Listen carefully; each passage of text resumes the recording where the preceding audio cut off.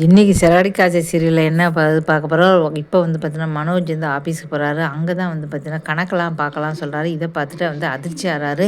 அங்கே பிஏ வந்து சொல்கிறாங்க, உங்களுக்கு சார் வந்து 30 லட்ச ரூபா கடன் இருக்குது. என்னது 30 லட்சம் கடன் இருக்கா?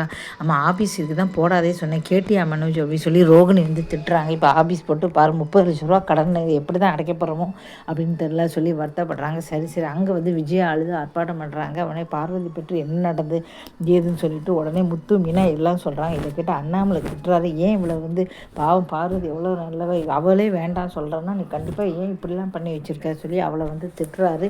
அதனால தான் இப்படி பண்ணுறா சொல்ல விஜயா வந்து என்ன சொல்லுறது தெரியாமல் முடிச்சுக்கிட்டு இருக்காங்க. இன்றைக்கி சிறகடி காசு சரியில்லை இதெல்லாம் வந்து காட்டுறாங்க. இதுக்கப்புறம் ஐயனார் துணை சீரியல் வந்து பார்க்க போகிறோம். ஐயனார் துணை சீரியலில் என்ன காட்டுறாங்க அப்படின்னா, ஐயனார் துணை சீரியல் வந்து பல்லவன் வந்து இப்போ அம்மாவை காணுமே அப்படி சொல்கிறாரு. நிலா வந்து பார்த்துட்டாங்க, அவங்க அம்மா வந்து பணத்தெல்லாம் திருடுறதை பார்த்துட்டு கைங்கிழமை வந்து பிடிச்சிட்டாங்க. அதனால் பயந்து போய் எல்லாட்டும் சொல்லி அடிச்சிருவாங்களோ பயந்து போய் ராத்திரி ஒரு இடத்துல ஓடிட்டாங்க.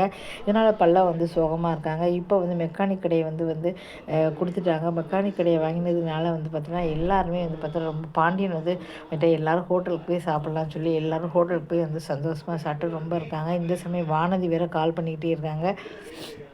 காலை கட் பண்ணிடுறாங்க. குடும்பத்தோடு சந்தோஷமாக இருக்கா, கால் பண்ணால் கட் பண்ணுறான், அவனுக்கு தேவையே இல்லை அப்படி சொல்லி கோவப்படுறாங்க.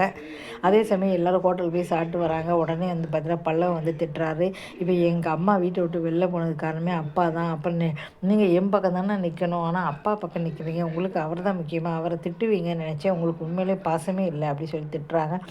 அப்படிலாம் இல்லை அப்படி சொல்கிறாங்க. சேரன்கிட்ட வந்து பார்த்தீங்கன்னா சேரன் சொன்ன 2 பேர்கிட்டே வந்து அவங்க அம்மா எப்படிப்பட்டவங்க என்ன அப்படிங்கிறத நிலா வந்து எல்லாத்தையுமே வந்து சொல்லிடுறாங்க. இப்போ இன்னும் 2 பேருக்குமே கண்டிப்பாக தெரியணும் அப்படின்னு சொல்லி 2 பேர்ட்டுமே வந்து சொல்லியிருக்காங்க. அதனால தான் வந்து எல்லாருக்கும் தெரிஞ்சிச்சு அப்படின்னா தான் வந்து பார்த்தீங்கன்னா இடத்த விட்டு பல்லவனோட அம்மா வந்து வீட்டை விட்டு போயிட்டாங்க. இந்த விஷயம் தெரிஞ்சால் கண்டிப்பாக பல்லவனை அம்மா வந்து பார்த்தா நடிக்கிறா, பாசமே இல்லை அப்படின்னு உணர்வார். ஆனால் இப்போதைக்கு வந்து சொல்லலை. சரி அப்புறம் சொல்லலாம் அப்படின்னு விட்டாங்க. கண்டிப்பாக வந்து சொல்லுவாள். இந்த வாரம் டிஆர்பி ரேட்டில் முதல் இடத்துல தான் இருக்குது. அதான் விஜய் டிவியில் 2ஆவது இடத்துல இருந்தது. இப்போ விஜய் டிவியில் வந்து முதல் இடத்துல வந்து ஐயனாத்திரம் வந்துச்சு. 2ஆவது இடத்துல சிறகடி காசை சீரியல் இருக்குது. 3ஆவது வந்து பாண்டியன் ஸ்டோர் அப்படிங்கிற சீரியல் வந்து 3ஆவது இடத்துல வந்து இருக்குது. 4ஆவது சின்னமரம் வந்து வழக்கமாக எல்லா வர்றது தான் வந்து இருக்குது. சிறகடி காசு ரொம்ப போனிக்கு. அது மட்டும் இல்லாமல் டிஆர்பி ரேட்டில் இருந்துட்டு புதுசாக செல்லமேன்னு ஒரு சன் டிவியில் வந்து சீரியல் வந்திருக்கு. அது வந்து 10ஆவது இடத்துல வந்திருக்கு. அதனால் சின்னமருமகள் வந்து டிஆர்பி ரேட்லேருந்து விலகி போயிடுச்சு. செல்லமே சீரியல் முதல் வாரமே வந்து இப்போ டிஆர்பி ரேட்டில் வந்து சாதனை படிச்சிருக்கு அப்படின்னு சொல்லலாம். இது ஒரு மிகப்பெரிய சாதனை அப்படின்னு எல்லாருமே அதை பாராட்டிகிட்டு இருக்காங்க. சன் டிவியோட சீரியல் ஆதிக்கம் தான் அதிகமாக இருக்குது. இந்த வீடியோ பிடிச்சவங்க சேனலை சப்ஸ்கிரைப் பண்ணி